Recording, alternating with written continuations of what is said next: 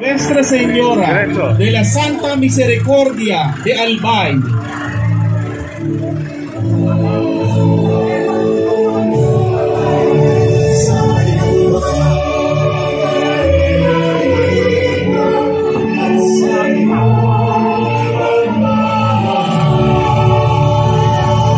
Ang orihinal na imahe ng Nuestra Señora de la Santa Misericordia ay isa ring imahe ng Nuestra Señora de la Merced na nakadambana sa kanyang kapilya sa Santa Misericordia, Santo Domingo, Albay. Ang replika ng imaheng ito ay nasa pangangalaga ng pamilya Verges. Palakpakan po natin ang Nuestra Señora del Santa Misericordia de Albay. Merced de Dapitan.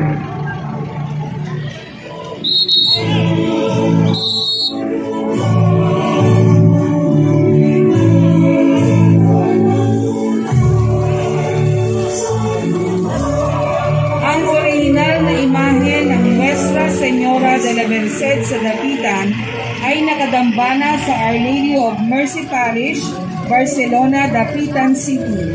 Ang replika ng imaheng ito ay nasa pangangalaga ng pamilya Sakdalan at pamilya Arceo. Palakpakan po natin ang imahe ng Nuestra Señora de la Merced de Dapitan. Ng ating patrona, itaas natin ang kamay bilang pagsalubong sa kanya, ang Nuestra Señora de la Merced de Pampanga.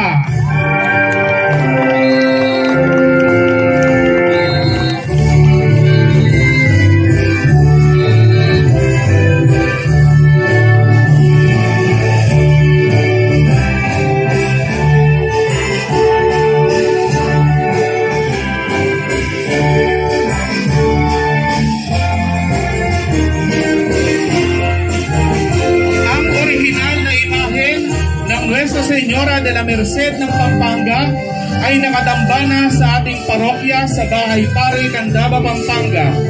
Ang replika ng imaheng ito na tinatawag na lakalyehera ay ginagamit sa mga munting prosesyon tuwing unang Sabado ng buwan.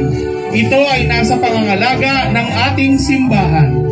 Palakpakan po natin ang Nuestra Señora de la Merced de Pampanga. Viva nuestra! Viva nuestra! Viva nuestra! Tayo pong lahat sabay-sabay nakinig. Viva nuestra!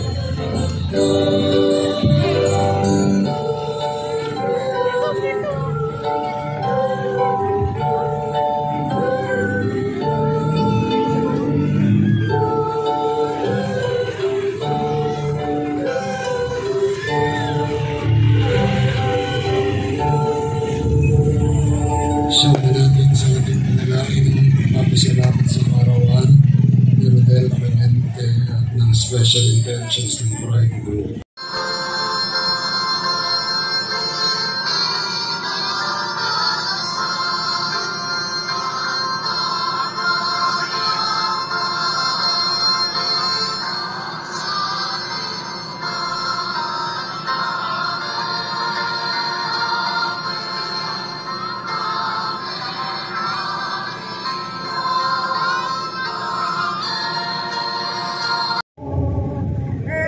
Es nuestra salve, te clamamos,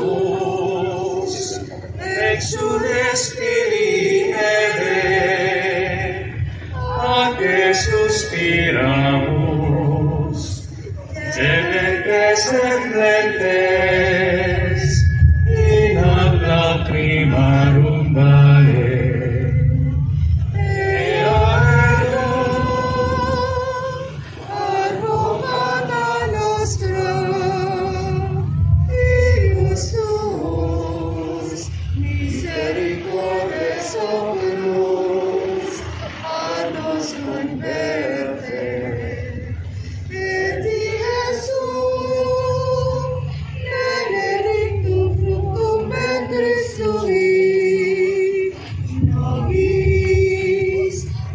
Son exilio, ostende, o clemens, o pia, o dulcis, Maria.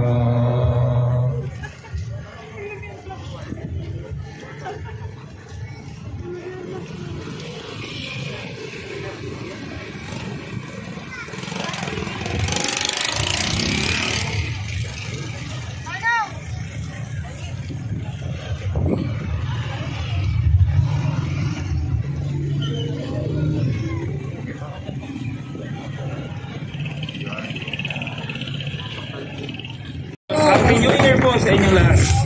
Viva nuestra! Viva nuestra! Viva nuestra!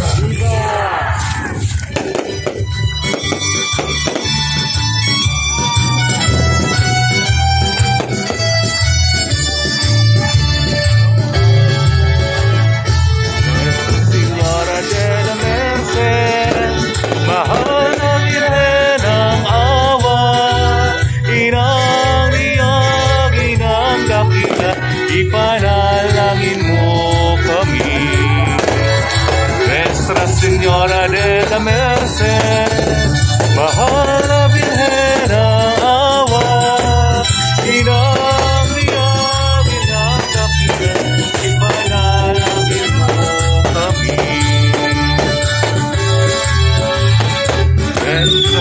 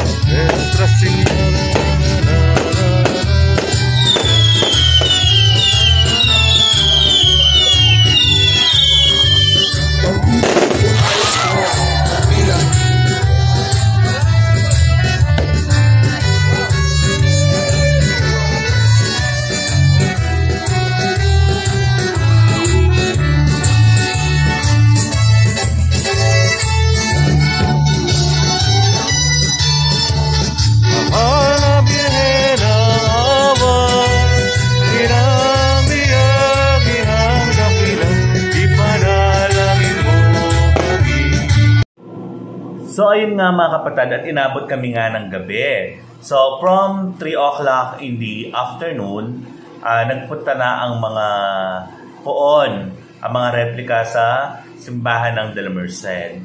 Tapos nag-motorcade kami papunta ng Nuestra sa Pinak. Ayan, yung isa sa mga sa mga hindi pa nakakapunta doon, ayan, pumunta po kayo, pumasyal po kayo.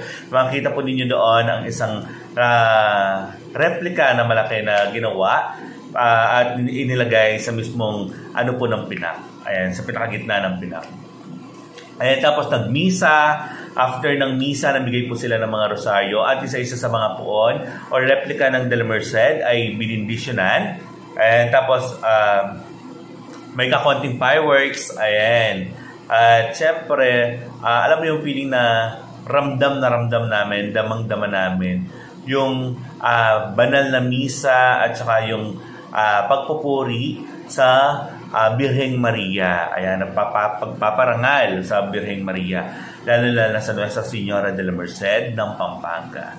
Ayan, so maraming salamat po sa walang sawang panonood, sa walang sawang pagsuporta at pag-follow po sa akin. Ayan, so thank you so much po. Ayan, so Merry Christmas and a Happy New Year. Ayan, so soon po, ayan, January 5, 6, 7. Ayan, so magse-celebrate naman po tayo ng Three Kings. Ayan, so usual, for how many years na nagbo-vlog ako, may mga na-i-vlog naman ako na for Three Kings. Ayan, so syempre. Pero titignan natin kasi sana, we're hoping na makapag Three Kings po tayo, makapag-procession po tayo, kuraldal ang tinatawag dito sa Pampanga, na kung saan ang sinasayaw nila ay ang Nuestra Señora de la Paz, Ibn Biyahe, ng Barangay Santa Maria, Santa Ana, Pampanga. Na kung saan ang sinasabi nila ang mga humihiling na gusto magkaroon ng trabaho, magkaroon ng anak, mabuntis, ayan, doon po sila ay nagsisipag-saya. Pati na rin ng mga may karamdaman o hinihingi ng kaginhawahan. Ayan, so doon po sila nagsasayaw sa Nuestra Señora